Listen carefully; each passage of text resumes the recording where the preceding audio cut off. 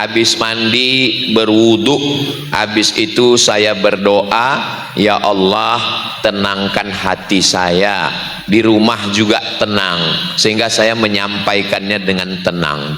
Karena kalau saya nggak tenang, ini saya bahannya hilang, saya malah ngomong harga Pampers sekarang. Kenapa? Karena baru dapat WA, Pampers habis. Ini kita ini ibarat di rumah. Rumah ini ada ruang-ruangnya, ada dapur, ada kamar, ada ruang tamu. Bau minyak goreng di dapur nggak boleh sampai ke ruang tamu, ada sekatnya. Kita di rumah itu bukan kayak di hall. Begitu juga kita punya masalah di rumah, selesaikan di rumah. Jangan meledaknya di kelas, akhirnya anak jadi pelampiasan. Khawatirnya anak karena dengar ceramah Ustadz Somad, dia nyanyi juga. Ustadz jangan marah-marah, nanti Ustadz cepat stroke. Na'udzubillah. Mudah-mudahan kita semuanya sehat walafiat. Abuka salah satun, bapakmu ada 3. Bapaknya ada berapa, Bu? 1. Bapakmu ada 3. Yang pertama, alladzi waladaka, ayah kandung. Yang kedua, allazi zawwajaka ibnatahu, yang menikahkan anak gadisnya dengan kamu, namanya ayah mertua. Yang ketiga, allazi allamaka, ayah yang mendidikmu. Ayah ibu, ayah saya, ayah bapak ada 3. Ayah kandung, ayah mertua, ayah yang mendidik. Yang paling mulia siapa? Wa huwa afdaluhum, yang paling mulia ayah yang nomor 3, yang mendidikmu. Ayah kandung sebab biologis. Walaupun ibu yang ngandung 9 bulan 10 hari, menyusukan 2 tahun, melahirkan meregang nyawa, kalau bapak nggak ada, itu nggak terwujud, karena nggak bisa dikirim pakai bluetooth. Tapi bapak hanya biologis. Sedangkan guru yang mengajarkan ini air suci mensucikan, ini halal, ini haram, ini makruh, ini mubah, ini syirik, ini tauhid, ini taat, ini maksiat. Yang ketiga ini yang paling afdal, paling mulia. Bukan kata saya, itu kata Habib Zain Ibnu Sumaid dalam kitab Al-Manhajus Sawi. Beliau masih hidup di kota Al-Madinah Al-Munawwarah. Panjang umur, sehat badan, nanti kita pergi umroh, ongkos tanggung masing-masing. Pembahasan untuk guru cukup, sudah 20 menit. Sekarang kita masuk pembahasan yang kedua, yaitu bapak ibunya. Ar-rijal, laki-laki kepala rumah tangga, bapak, qawwamuna 'alan nisa, meluruskan perempuan. Jadi yang meluruskan perempuan ini bapak. Kenapa perempuan perlu diluruskan? Karena perempuan diciptakan dari tulang rusuk. Istri saya lurus, Pak Ustadz, berarti dia dari tulang belakang.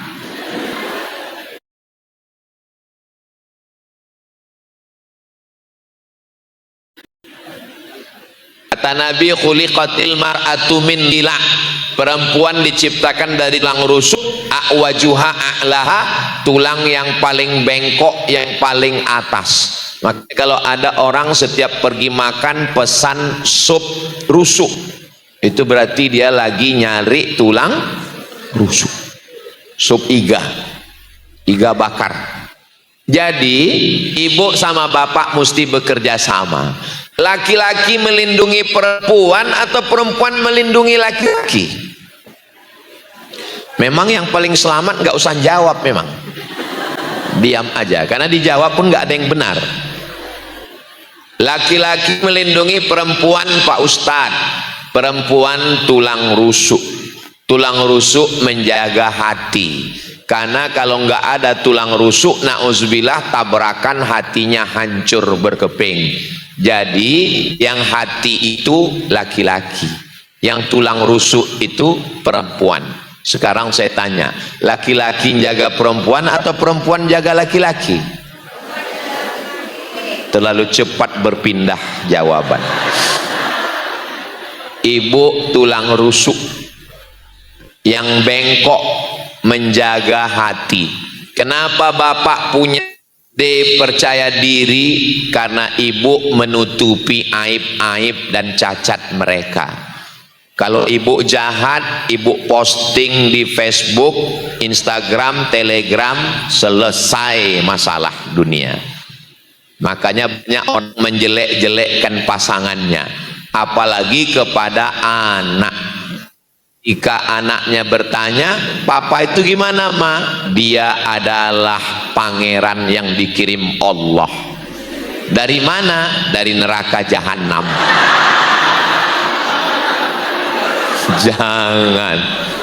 Jangan. Papa. Ya, mama itu gimana, pak? Papa dulu playboy cap tupai. Lompat sana, lompat sini. Kenapa mamamu yang mendampingi papa sampai kau lahir? Karena dialah satu-satunya wanita yang sabarnya overweight, seperti berat badannya. Jadi hunna libasul lakum wa antum libasul lahun.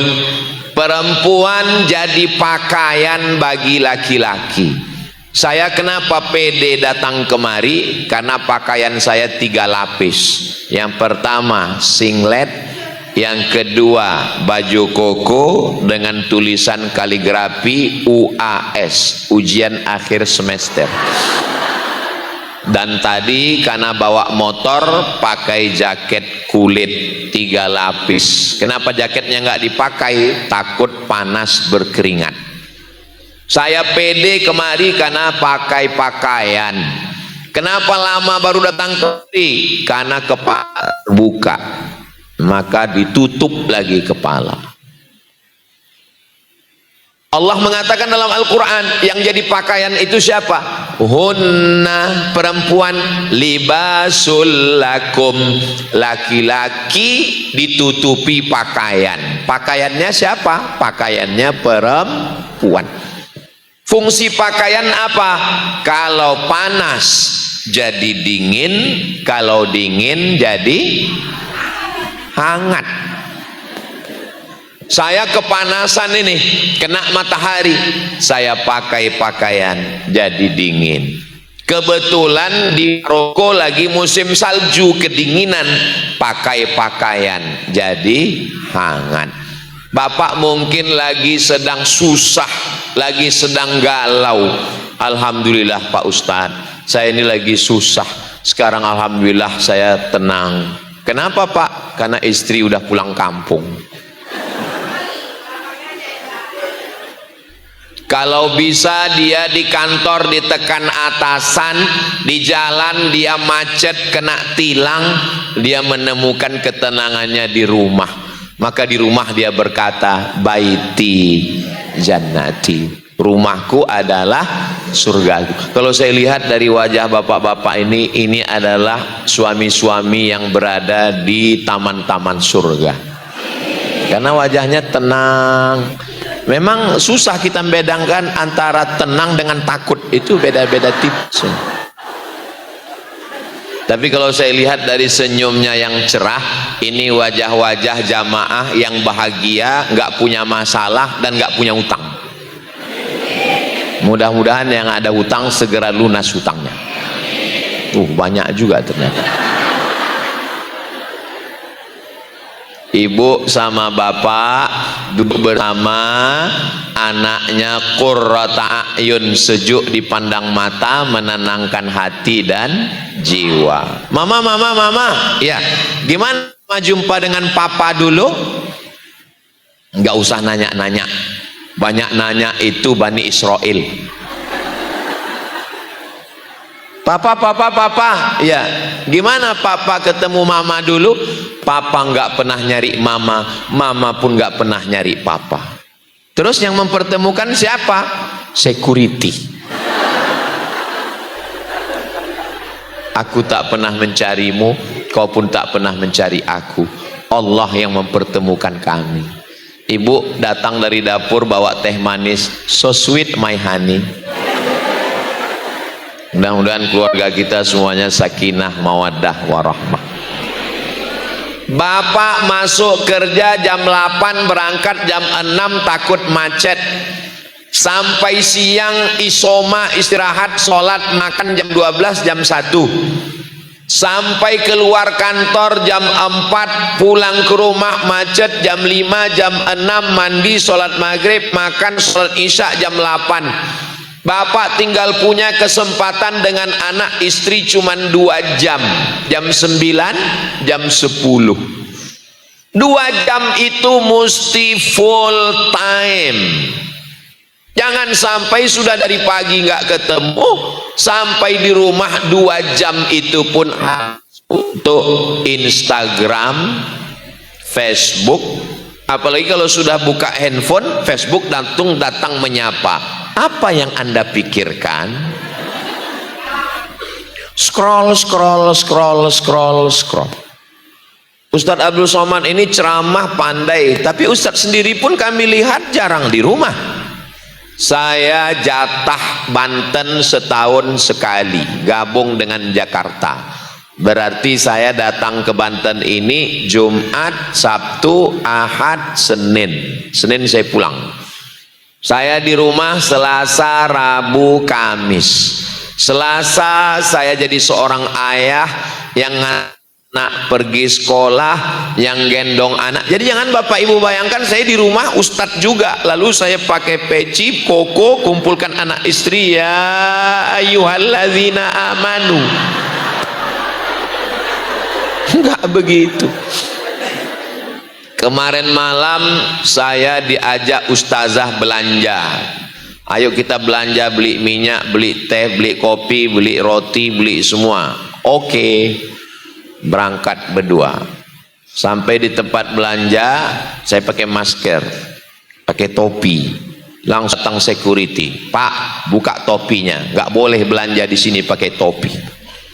Udah mau keluar dari mulut saya, kau pikir aku maling? Nggak jadi keluar, takut ketahuan. Saya doronglah keranjang itu, belanja full penuh. Pas lagi didorong macet karena orang ngitung, grosir, datang penjaganya. Pak, pindah ke sana ya. Saya diam aja. Dia ulang lagi, Pak, pindah ke sana. Naik juga cacing saya. Kau pikir barang sebanyak ini bisa dipindah pakai kelingking? Pergi dia. Jadi jangan Bapak Ibu bayangkan saya ini ustadz, saya memang kalau di Banten dikawal, depan poreder, belakang moge. Tapi kalau di rumah saya adalah seorang ayah, saya seorang suami yang juga menunggu istri belanja. Jadi saya juga merasakan penderitaan bapak-bapak semua. Jangan Bapak ngomong, ala Ustadz Oman itu ngomong ceramah aja, dia kan nggak merasakan jadi laki-laki. Memangnya aku ini apa? Jadi Bapak di kantor mungkin Bapak direktur, tapi di rumah duduklah, tanyalah anak, hafalan Qur'annya sudah sampai mana? Amma yatasa'alun Pak, coba ulang amma yatasa'alun.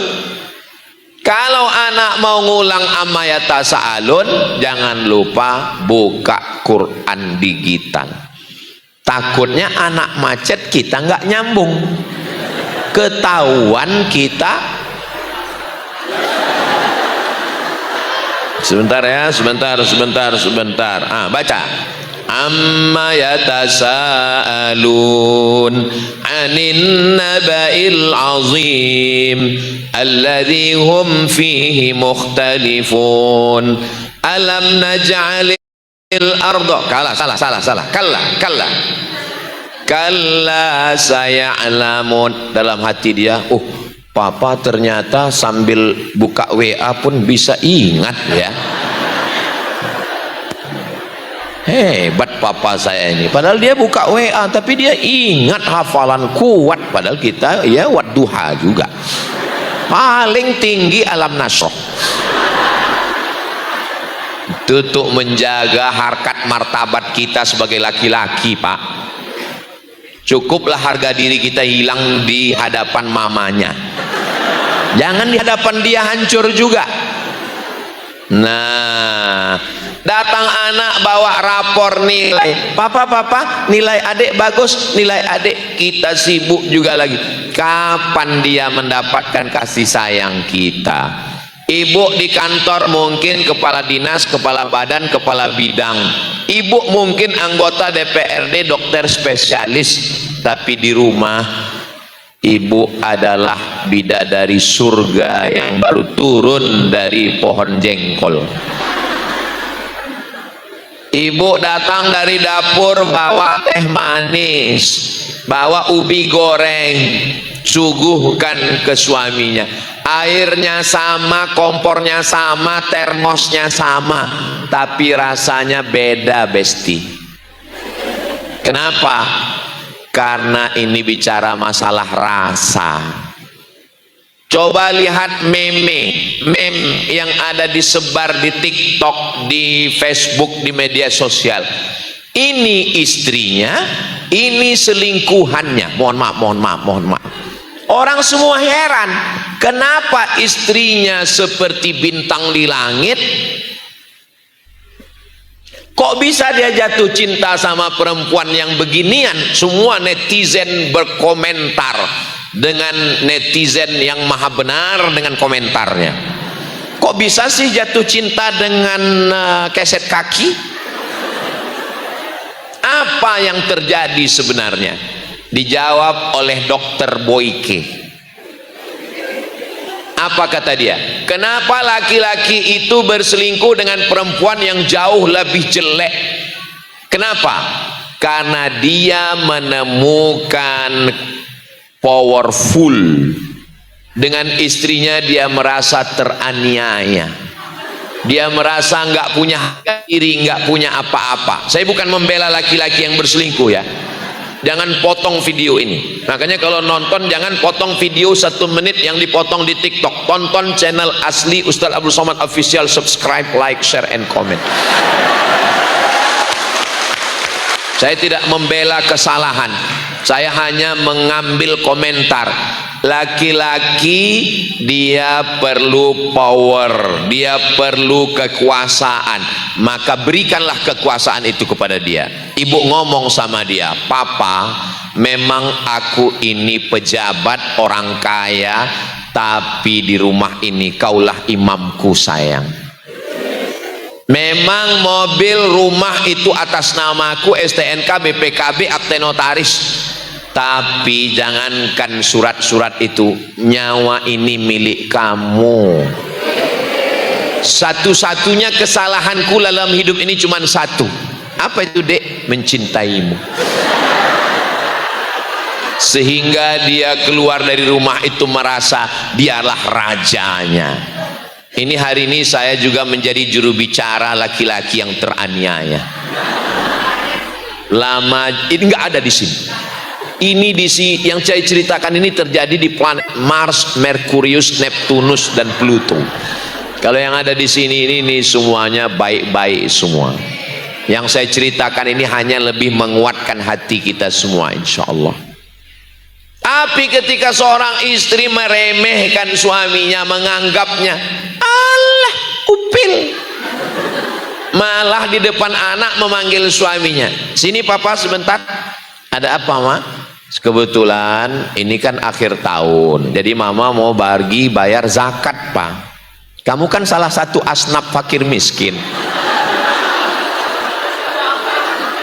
Hancur berkeping. Si anak mulai berpikir, ini sebetulnya di rumah ini siapa yang berkuasa? Yang dia sangka bapaknya itu adalah pejuang utama, yang dia sangka bapaknya itu nggak pernah kalah seperti Steven Seagal. Ternyata yang berkuasa ini. Jangan sampai anak ini confused, bingung. Maka bapak sama ibu musyawarah dulu antara boleh nggak boleh, iya atau enggak. Jangan berkonflik di depan dia seperti yang terjadi di Selat Hormuz antara Iran dengan Donald Trump. Bangun ya nak, bangun sholat subuh ya, bangun sholat subuh, kata bapak. Datang ibunya, pak ini tanggal merah. Akhirnya anak bingung mau ikut bapaknya atau ibu. Akhirnya si anak ikut ibu. Kenapa? Karena APBD tangan tuh pada ngaku semua. Al mu'minun suami, wal mu'minat istri, ba'duhum awliya'u ba'd. Mereka saling tolong menolong, bekerja sama. Ini anak sudah dididik Azhar. Anak sudah dididik Azhar. Mikrofon ini kalau saya gambarkan seperti angin di tepi pantai. Kadang-kadang kuat, kadang-kadang pelan. Mungkin pengaruh karena dekat laut kali ya.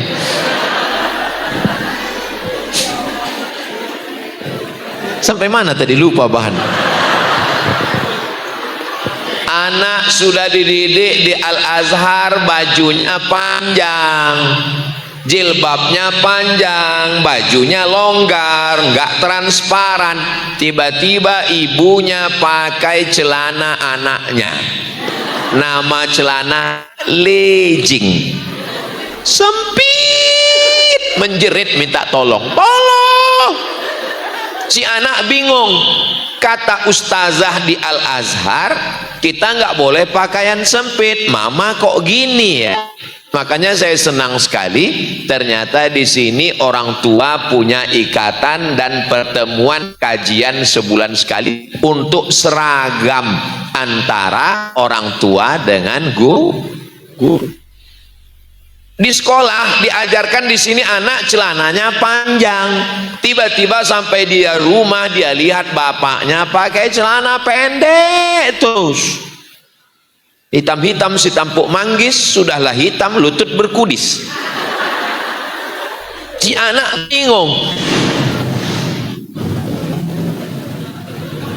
Saya sangka besi roboh, rupanya saya sudah ditinggalkan. Terus gimana saya pulang nanti? Mana helm tadi?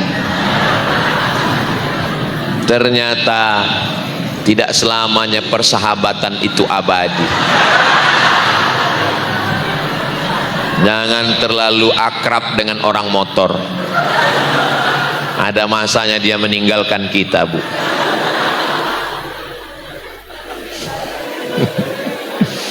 Jangan terlalu akrab bapak dengan teman di luar. Gara-gara akrab dengan teman sampai istri dan anak kurang perhatian. Kalau sama teman mancing, bro, gimana? Mancing kita besok.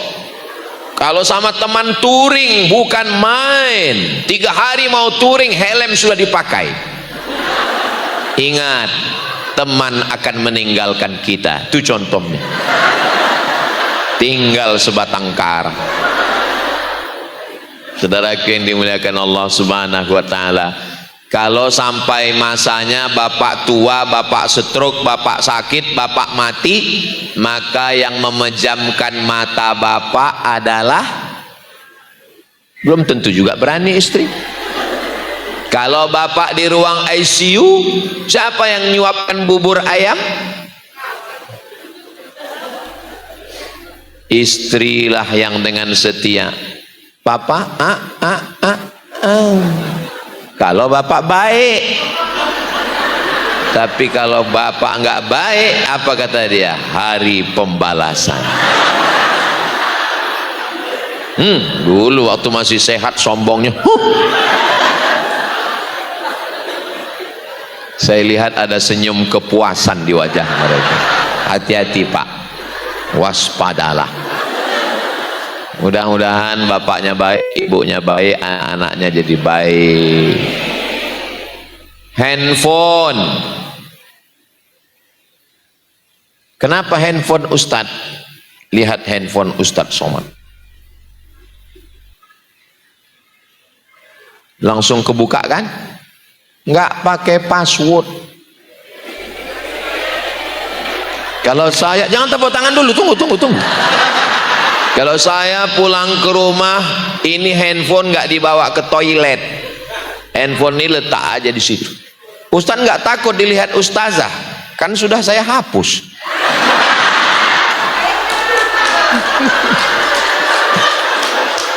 Ustadz letak aja di dekat tempat tidur, di dekat mainan anak-anak, depan TV. Iya, Ustadz nggak takut dia.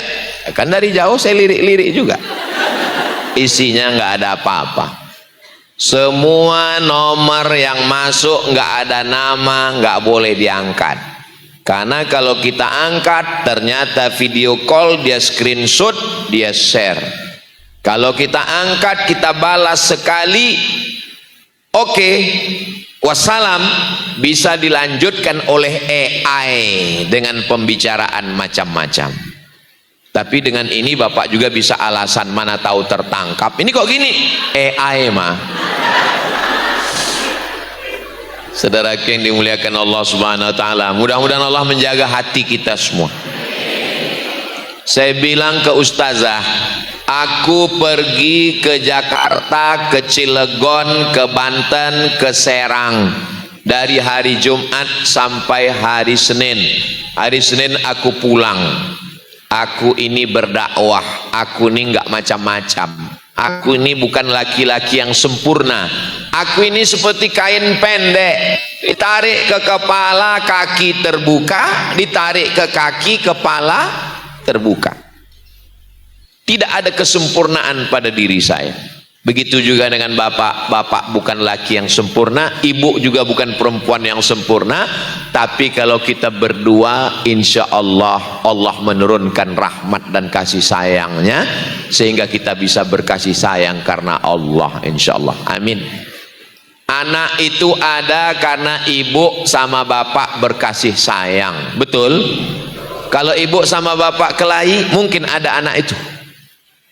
Nggak mungkin. Kita ada di dunia ini karena kasih sayang Allah. Termasuklah ibu menyerahkan ke guru karena ibu sayang sama anak. Kawan saya, sahabat saya, sama-sama alumni Al-Azhar, jadi guru di salah satu sekolah. Nama sekolahnya nggak boleh disebut, jaga kode etik jurnalistik. Hari ini pemeriksaan handphone masuk keranjang. Semua handphone siswa-siswi tarik masuk keranjang. Dibuka, lihat video, website, foto, grup, macam-macam. Telepon bapaknya, bapak besok bisa datang ke sekolah? Mohon maaf, ada acara, meeting, browsing, launching, mancing.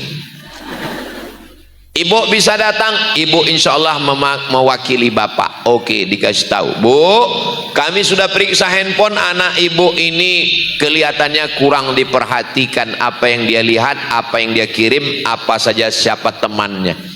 Setelah dinasehati sama Ustadz, si ibu ngomong, mohon maaf Pak Ustadz, iya, itu handphone suami saya. True story, kisah nyata. Ternyata bukan kejahatan anak-anak, tapi kejahatan bapak-bapak. Di sini sudah ada 4 yang diterima: TK, SD, SMP, SMA. Yayasan perlu memikirkan menerima suami-suami yang tidak bisa dijaga. Alhamdulillah Ustadz membangunkan anaknya mudah, membangunkan bapaknya yang susah. Malah air keran untuk nyiram bunga itu sekaligus nyiram suami, Pak Ustaz. Laki-laki adalah suri tauladan, contoh. Laki-laki itu menjadi pemimpin. Bagi yang belum, mudah-mudahan dia merubah dirinya. Enggak ada yang tidak bisa dirubah. awal dari tidur malam supaya nggak terlambat bangun subuh, bangun ke masjid, sholat, pengajian, nggak sempat cepat pulang, maka insya Allah bapaknya baik, ibunya baik, orang tuanya baik, gurunya baik. Yang ketiga, yayasan. Pembina, pengawas, ketua, sekretaris, bendahara. Otak daripada lembaga ini yayasan. Ustadz kok tahu? Saya pembina yayasan.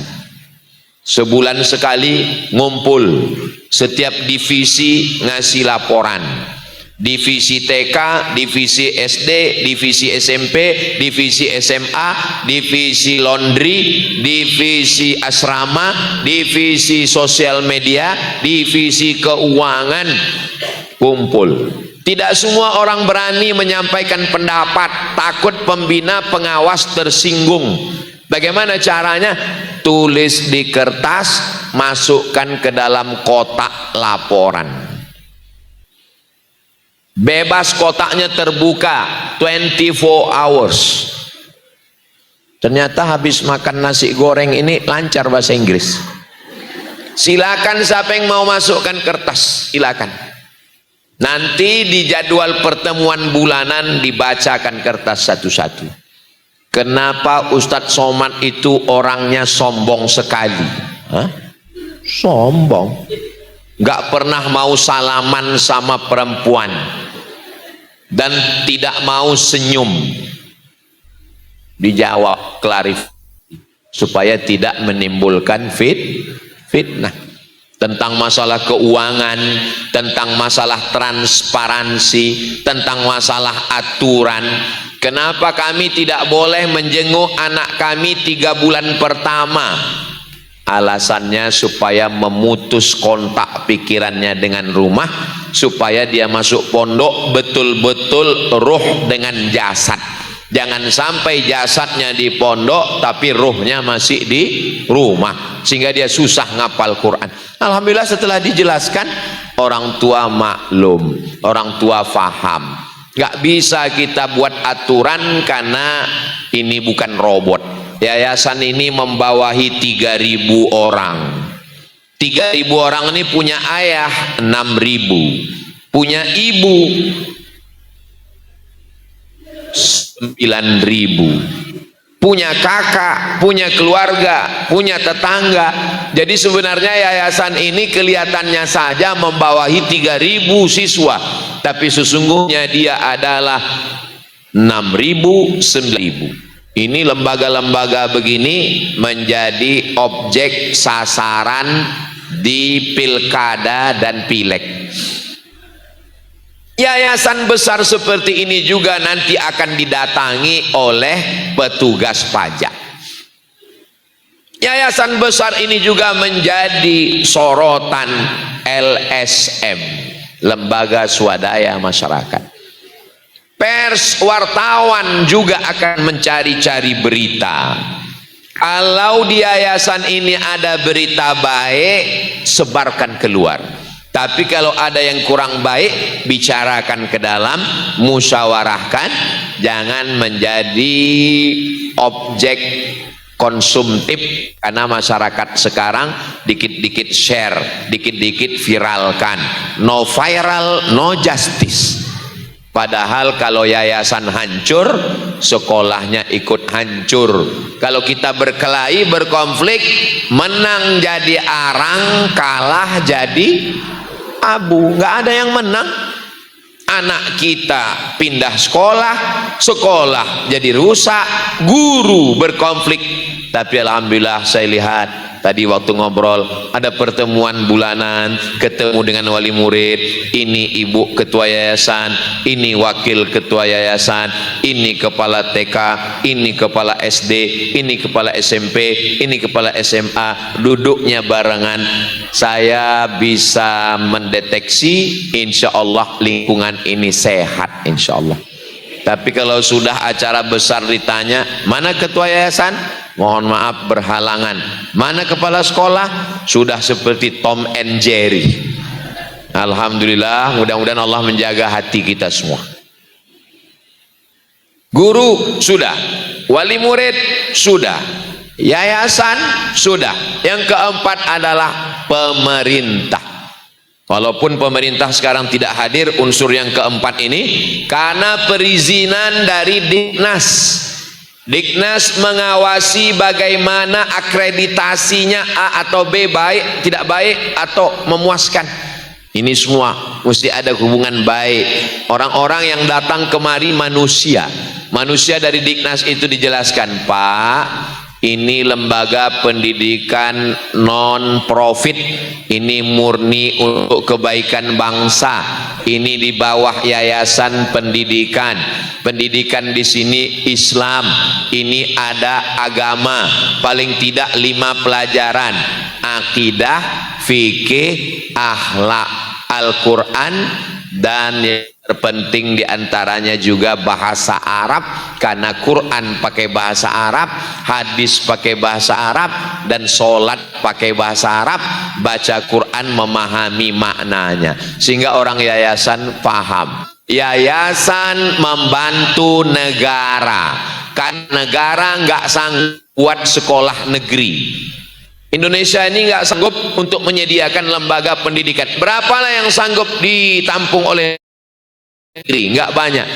Al-Azhar Mesir negeri, ditampung semua. Bahkan warga negara asing dapat beasiswa.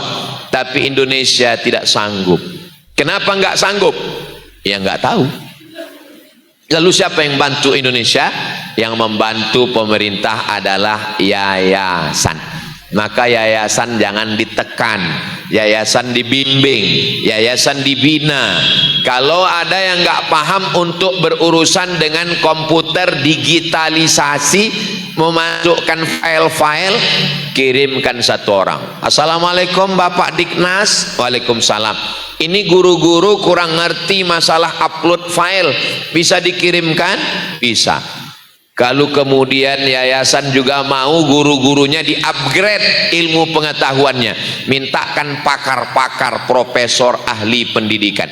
Perjuangan kita melalui pendidikan. Mesir tidak bisa dijajah oleh Inggris. Kenapa? Masih ada lembaga pendidikan namanya Al-Azhar. Maroko tidak bisa dijajah Prancis. Kenapa? Ada lembaga pendidikan namanya Karawiyin. Tunisia tidak bisa disekulerkan. Kenapa? Ada lembaga pendidikan namanya Zaituna. Insya Allah Indonesia pun tetap dalam bingkai la ilaha illallah Muhammadur Rasulullah. Salah satu lembaga yang membantu negara itu adalah Sekolah Islam Al-Azhar ini, insya Allah. Amin ya rabbal. Salatullah salamullah ala toha Rasulillah. Salatullah salamullah